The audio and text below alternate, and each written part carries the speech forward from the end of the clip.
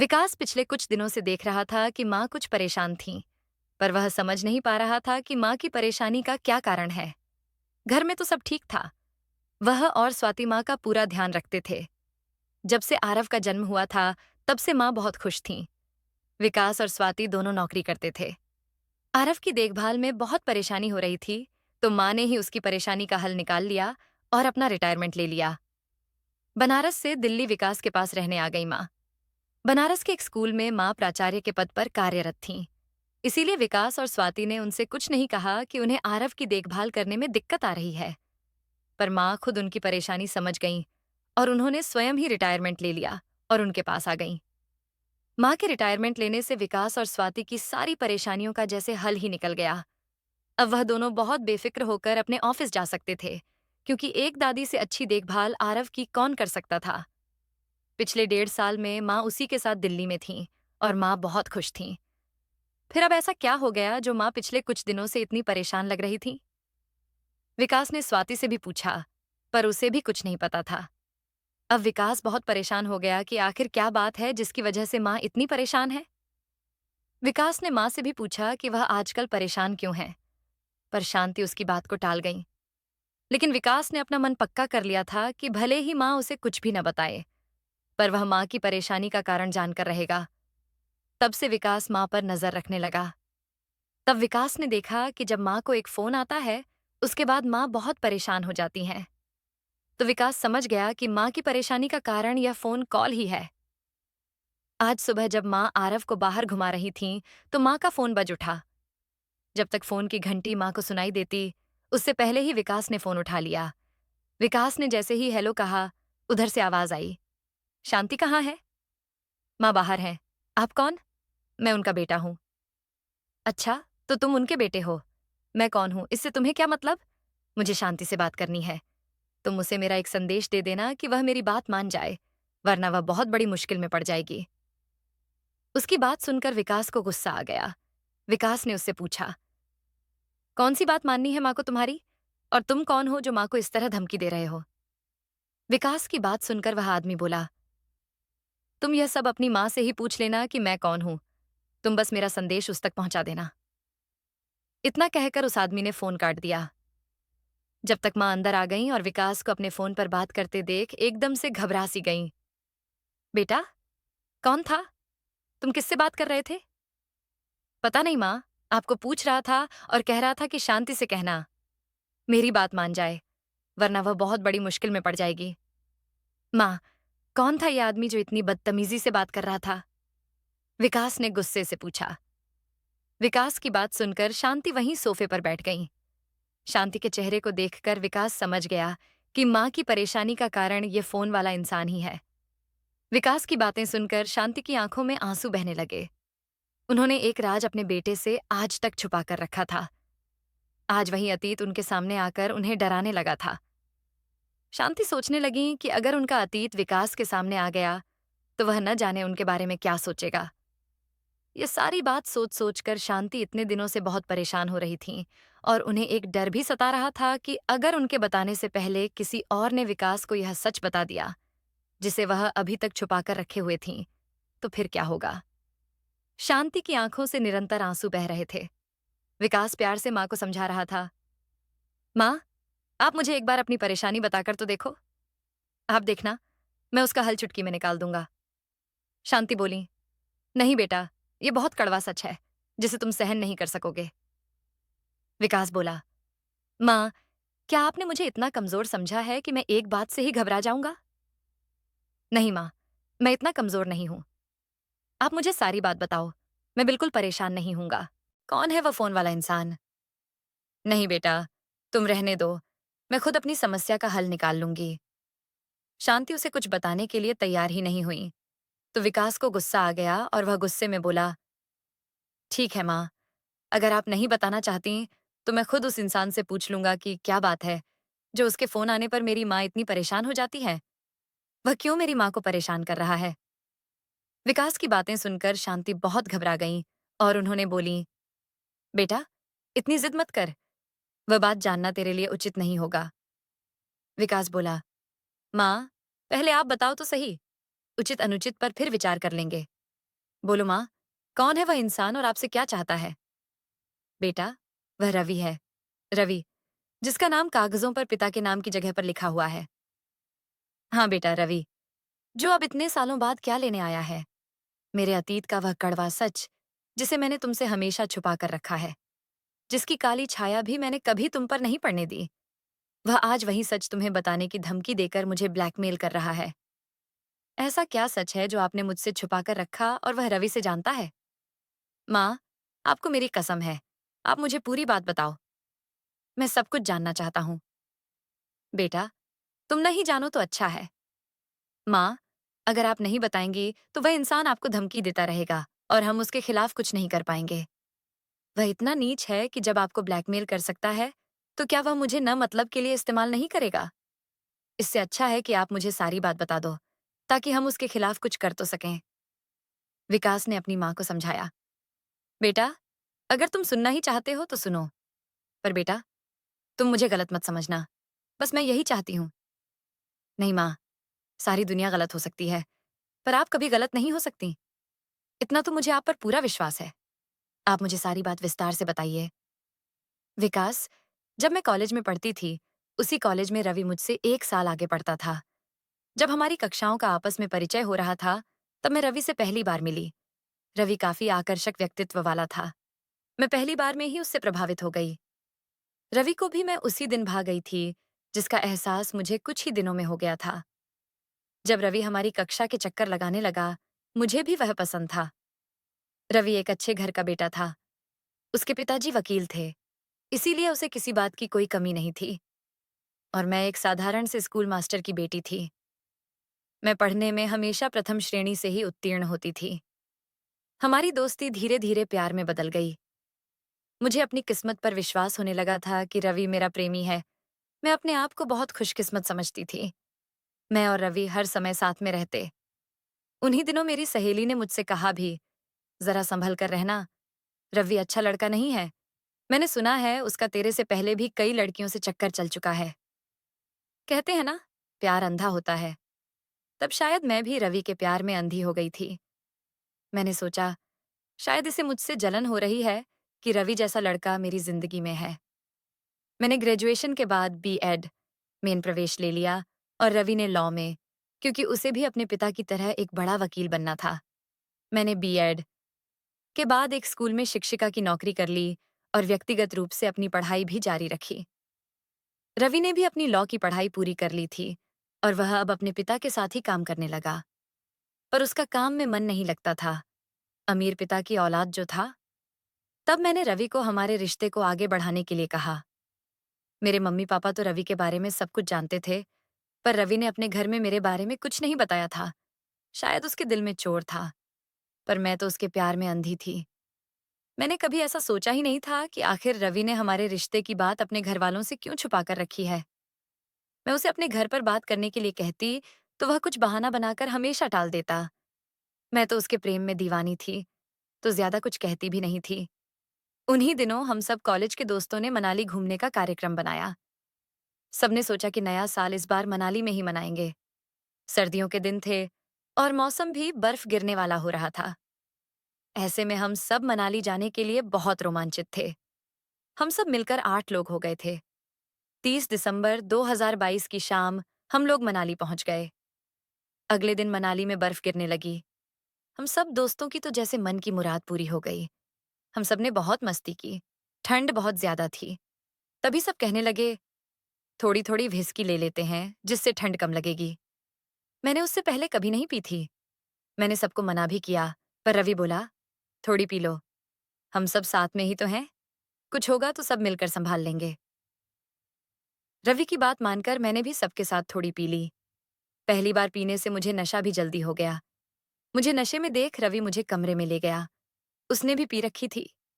उसी नशे की हालत में हम कमजोर पड़ गए और वह हो गया जो नहीं होना चाहिए था। अगले दिन सुबह मुझे अपनी गलती का एहसास हो गया और मुझे बहुत रोना आ रहा था। मैं यह सोचकर बहुत परेशान हो रही थी कि मम्मी पापा को क्या कहूंगी। तब रवि ने मुझे यह कहकर समझा दिया कि हम शादी तो करने ही वाले हैं। अगर कुछ हो भी गया तो क्या फर्क पड़ता है। हम वापस दिल्ली आ गए। दिल्ली आकर मैंने रवि से शादी के लिए कहा कि वह जल्दी से अपने घर वालों से हमारी शादी की बात करें। पर मनाली से आने के बाद रवि मुझसे कटा कटा रहने लगा। इसी तरह 3 महीने बीत गए और अब मेरे अंदर कुछ परिवर्तन होने लगे। मैंने डॉक्टर को दिखाया तो उसने बताया कि मैं माँ बनने वाली हूँ। ये बात सुनकर तो मेरे पैरों तले जमीन खिसक गई।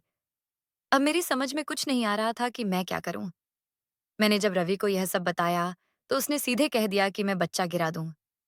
तब मैंने रवि से कहा, क्या फर्क पड़ता है, हम शादी तो करने ही वाले थे ना, तो क्यों ना हम अभी शादी कर लें तो बच्चे को गिराने की नौबत ही नहीं आएगी। सब ठीक हो जाएगा। रवि ने मेरी बात का कोई उत्तर नहीं दिया। इधर मेरी परेशानी बढ़ती जा रही थी, क्योंकि कुछ ही समय में मेरा पेट देखकर लोगों को पता चल जाता कि मैं माँ बनने वाली हूँ, और वह भी शादी से पहले। तो मेरा क्या हाल होता, इसकी मैं कल्पना भी नहीं करना चाहती थी। तब मैंने मम्मी पापा को यह बात बता दी। आखिर कब तक उनसे छुपा कर रख सकती थी। वे बहुत गुस्सा हो गए। बात भी गुस्से वाली ही थी। फिर उन्होंने एक दिन रवि को घर बुलाया और उससे साफ साफ बात की कि वह शांति से जल्दी से शादी कर ले। पर रवि तो सीधे ही मुकर गया कि उसके घर वाले इस शादी के लिए राजी नहीं हैं, और वह अपने घर वालों की मर्जी के खिलाफ शादी नहीं कर सकता। और रही मेरी बात, तो हम लोग उस बच्चे को गिरा दें और कोई अच्छा लड़का देखकर शांति की शादी करा दें। पर मम्मी पापा ने हार नहीं मानी। उनकी बेटी की जिंदगी का सवाल था। वे मेरे लिए रवि के घर उसके माता पिता से मिलने चले गए, पर उन्हें वहां बेइज्जती के अलावा कुछ नहीं मिला। उन्होंने तो मम्मी पापा से यहाँ तक कह दिया कि जो लड़की शादी से पहले माँ बनने वाली हो, उसका चरित्र कैसा होगा। वह ऐसी चरित्रहीन लड़की को अपने घर की बहू नहीं बना सकते। अब हमारे पास कोई चारा नहीं था। हम बच्चा गिराने अस्पताल पहुंच गए, पर मेरा मन इसकी गवाही नहीं दे रहा था। जब मैं अंदर ऑपरेशन थिएटर में लेटी हुई थी और डॉक्टर मुझे बेहोश करने के लिए इंजेक्शन देने की तैयारी कर रहे थे ताकि गर्भपात किया जा सके, तब मैं अंदर से बहुत दुखी थी कि मुझे किसी के धोखे की सजा अपने मासूम बच्चे को देनी पड़ रही है। उसके जन्म लेने से पहले ही मुझे उसकी बिना किसी गलती के हत्या करनी पड़ रही है। मैं यह सोच सोच कर बहुत दुखी हो रही थी। तभी मुझे ऐसा लगा जैसे कोई मुझसे कह रहा है, माँ, मुझे मत मारो, मैं जिंदा रहना चाहता हूँ, ये दुनिया देखना चाहता हूँ, मुझे इस दुनिया में आने दो। जब मुझे अपने अंदर से यह आवाज सुनाई दी, जिसने मुझे अंदर तक हिलाकर रख दिया, तब मैंने सोचा, मैं यह क्या करने जा रही हूँ। मैं तो एक मासूम और बेकसूर की हत्या करने जा रही हूँ। तब मुझे अपने आप पर बहुत शर्मिंदगी महसूस हुई कि गलती तो मैंने की और मैं सजा उस मासूम को दे रही हूँ। किसी की जान लेने का मुझे कोई हक नहीं है। ऐसे विचार मेरे मन में आने लगे और मैं तुरंत ऑपरेशन थिएटर से उठकर बाहर आ गई। मैंने अपने मम्मी पापा से कहा, मैं ऐसा नहीं कर सकती। मैं इस बेकसूर की जान नहीं ले सकती। मैं इसे जन्म दूंगी। सब अपनी किस्मत लेकर इस दुनिया में आते हैं। यह भी अपनी किस्मत लेकर आएगा, और अगर इसकी किस्मत में जीना लिखा है तो यह अवश्य जिएगा। और मैं बिना गर्भपात कराए ही घर वापस आ गई। मम्मी पापा ने मुझे बहुत समझाया कि मैं इस बच्चे को जन्म न दूं। ये बच्चा जिंदगी भर के लिए मेरे ऊपर कलंक बन जाएगा। मेरी जिंदगी बर्बाद हो जाएगी।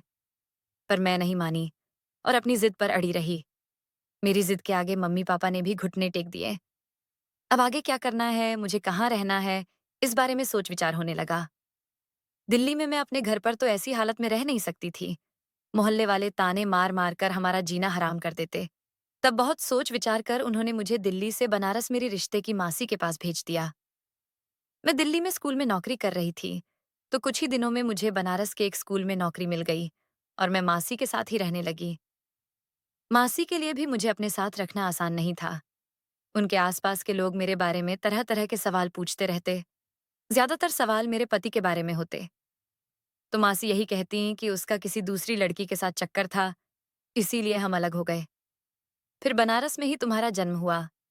तब तक मैं तुम्हारी मासी के साथ ही रहती थी। फिर जब तुम्हारे नाना जी सेवा से निवृत्त हो गए, तो तुम्हारे नाना नानी भी बनारस ही मेरे पास आ गए। तब से हम बनारस में ही रहने लगे। कभी दिल्ली वापस ही नहीं आए। मैं वहीं नौकरी करती रही और तुम्हारी पढ़ाई भी वहीं होती रही। इसीलिए मैं कभी दिल्ली नहीं आना चाहती थी। तुम्हारे यहाँ नौकरी करने के बावजूद मैं कभी दिल्ली नहीं आई। जब तुम्हें आरव की देखभाल में परेशानी होने लगी, तो मैं अपना अतीत भूलकर यहाँ तुम्हारे पास आ गई।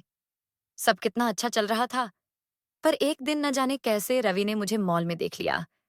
फिर उसने किस तरह मेरा पता लगाया, ये मैं नहीं जानती हूँ। अब वह मुझे ब्लैकमेल कर रहा है और 8 लाख रुपए मांग रहा है और कह रहा है कि अगर मैंने उसे 8 लाख रुपए नहीं दिए तो। इतना कहकर शांति रोने लगी। विकास ने पूछा, माँ, मुझे बताओ, अगर आप उसे 8 लाख रुपए नहीं देंगे तो वह क्या करेगा? मुझ पर अपना हक जताएगा?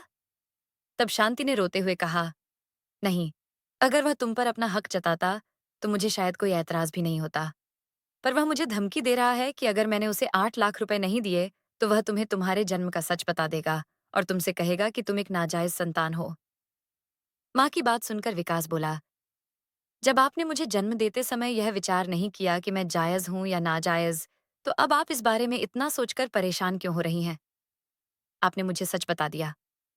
अब मैं जायज हूं या नाजायज, उस रवि को मैं अच्छे से बताऊंगा। अब आप निश्चिंत हो जाइए।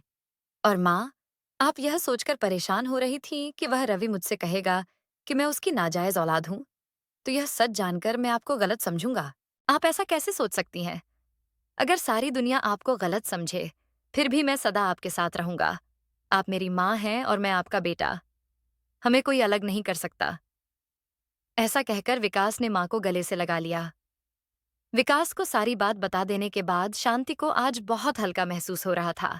वरना हमेशा उनके अंदर इस बात का डर रहता था कि अगर विकास को उसके जन्म की बात पता चल गई, तो कहीं किसी ने उसे यह कह दिया कि वह एक नाजायज औलाद है, तो वह विकास को कैसे समझाएंगी कि वह उसके लिए उसकी नाजायज औलाद नहीं, बल्कि भगवान का दिया हुआ एक अनमोल उपहार है।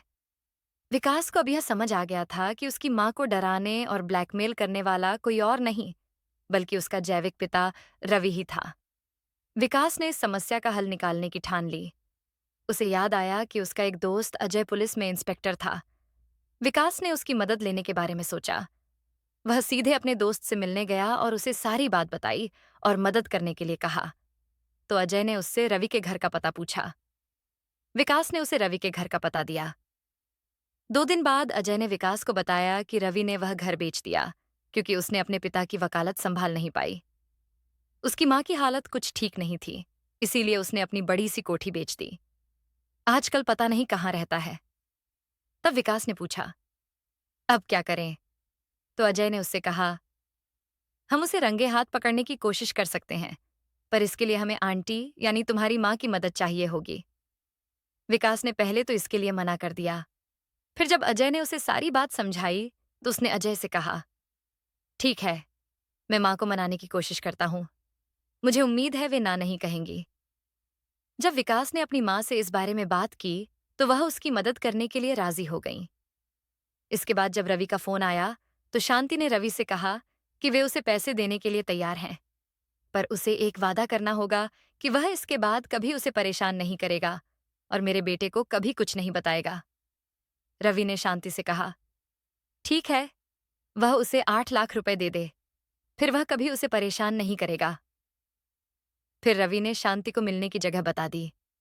शांति नियत समय पर 8 लाख रुपए लेकर रवि से मिलने चली गई। रवि ने शांति को एक लॉज में बुलाया था। शांति को अकेले आया देखकर वह खुश हो गया।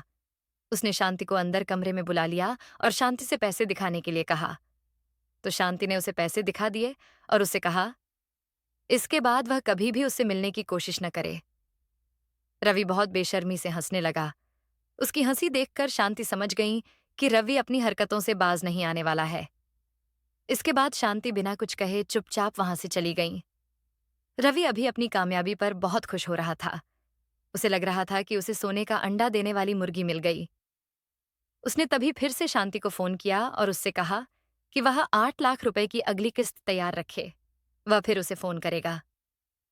शांति ने कहा, लेकिन तुमने तो कहा था कि तुम इसके बाद मुझसे कोई वास्ता नहीं रखोगे।